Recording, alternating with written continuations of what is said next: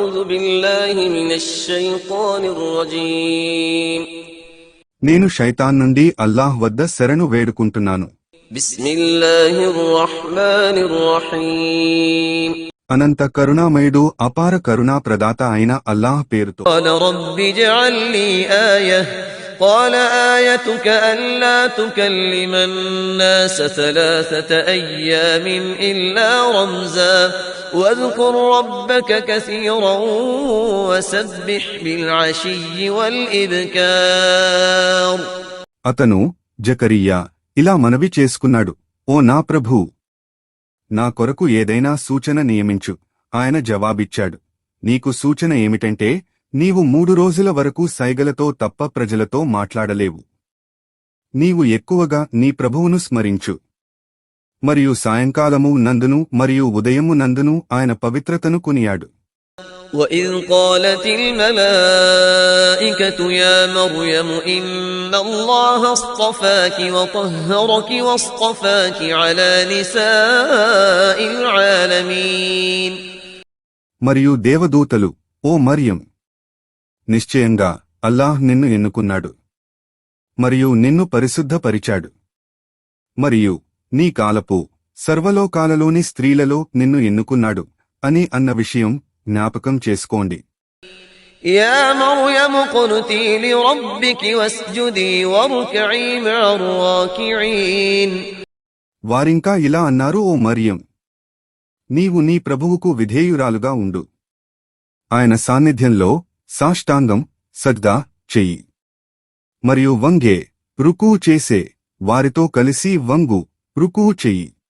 ذلك من أنباء الغيب نوحيه إليك وما كنت لديهم إذ يلقون أقلامهم أيهم يكفل مريم وما كنت لديهم إذ يختصمون. ఓ ప్రవక్త, ఇవన్నీ అగోచరమైన వార్తలు. వాటిని మేము నీకు దివ్యజ్ఞానం వహీ ద్వారా తెలుపుతున్నాము. మరియం సంరక్షకుడు ఎవరు కావాలని వారు ఆలయ సేవకులు తమ కలములను విసిరినప్పుడు నీవు వారి దగ్గర లేవు మరియు వారు వాదించుకున్నప్పుడు కూడా నీవు వారి దగ్గర లేవు. إذ قالت الملائكة يا مريم إن الله يبشرك بكلمة منه اسمه المسيح عيسى ابن مريم وجيها في الدنيا والآخرة ومن المقربين. దేవదూతలు ఇలా అన్నది, జ్ఞాపకం చేసుకోండి ఓ మరియం, నిశ్చయంగా అల్లా నీకు తన వాక్కును గురించి శుభవార్తను ఇస్తున్నాడు. అతని పేరు మసీహ్ ఈసా ఇబ్నె మరియం. అతను ఇహలోకంలోనూ మరియు పరలోకంలోనూ గౌరవనీయుడైన వాడే మరియు అల్లాహ్ సామీప్యం పొందిన వారిలో ఒకడే ఉంటాడు. وَيُكَلِّمُ النَّاسَ فِي الْمَهْدِ وَكَهْلًا وَمِنَ الصَّالِحِينَ. మరియు అతను ప్రజలతో ఉయ్యాలలో ఉండగానే మాట్లాడుతాడు మరియు పెద్దవాడైన తరువాత కూడా మాట్లాడుతాడు మరియు సత్పురుషులలో ఒకడే ఉంటాడు.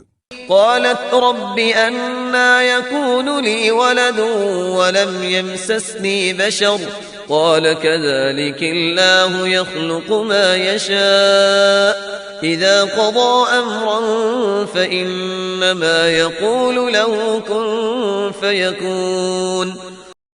ఆమె మరియం ఇలా అన్నది, ఓ నా ప్రభూ, నాకు కుమారుడు ఎలా కలుగుతాడు? ఏ పురుషుడు కూడా నన్ను ముట్టలేదే. ఆయన ఇలా సమాధానమిచ్చాడు, అల్లాహ్ తాను కోరింది ఇదే విధంగా సృష్టిస్తాడు. ఆయన ఒక పని చేయాలని నిర్ణయించినప్పుడు కేవలం దానిని అయిపో అని అంటాడు, అంతే అది అయిపోతుంది. وَيُعَلِّمُهُ الْكِتَابَ وَالْحِكْمَةَ وَالتَّوْرَاةَ وَالْإِنْجِيلَ. మరియు ఆయన అల్లాహ్ అతనికి గ్రంథాన్ని మరియు వివేకాన్ని మరియు తౌరాతును మరియు ఇంజీలును నేర్పుతాడు. وَرَسُولًا إِلَى بَنِي إِسْرَائِيلَ أَنِّي قَدْ جِئْتُكُمْ بِآيَةٍ مِّن رَّبِّكُمْ أَنِّي أَخْلُقُ لَكُم مِّنَ الطِّينِ كَهَيْئَةِ الطَّيْرِ فَأَنفُخُ فِيهِ فَيَكُونُ طَيْرًا بِإِذْنِ اللَّهِ وأبرئ الأكمه والأبرص وأحيي الموتى بإذن الله وأنبئكم بما تأكلون وما تدخرون في بيوتكم إن في ذلك لآية لكم إن كنتم مؤمنين. మరియు అతనిని ఇశ్రాయిల్ సంతతి వారి వైపుకు సందేశహరునిగా పంపుతాడు. అతను ఇలా అంటాడు, నిశ్చయంగా నేను మీ ప్రభువు తరఫు నుండి మీ వద్దకు సూచన ఆయత్ తీసుకుని వచ్చాను. నిశ్చయంగా నేను మీ కొరకు మట్టితో పక్షి ఆకారంలో ఒక బొమ్మను తయారుచేసి దానిలో శ్వాసను ఊదుతాను. అప్పుడది అల్లా ఆజ్ఞతో పక్షి అవుతుంది.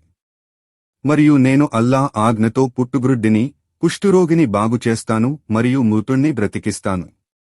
మరియు మీరు తినేది ఇండ్లలో కూడబెట్టేది మీకు తెలుపుతాను.